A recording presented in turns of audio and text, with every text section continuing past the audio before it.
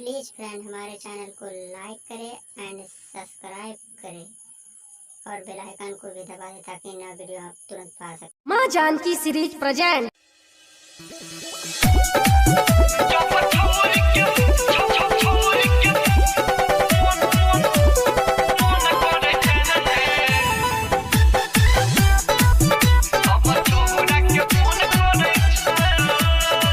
तब छहुरा के फोन करे छे तब छहुरा के फोन करे छे रे जब छहुर के मन करे छे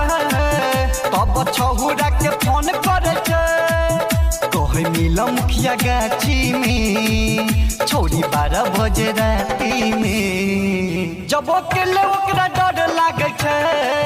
तो सहेलियों के संग करे छे जब छहुर के मन करे छे तब छहुरा के फोन करे छे।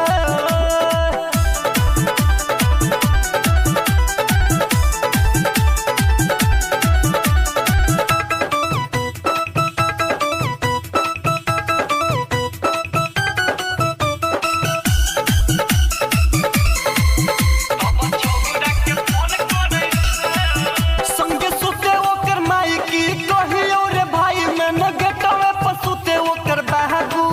तैयो लागे नहीं डर छोड़ गेलो बिगड़ नहीं रखे उ जवानी पकाबू संगे सुते ओकर माई की कहियो रे भाई में न गेटवे पर सुते ओकर बाबू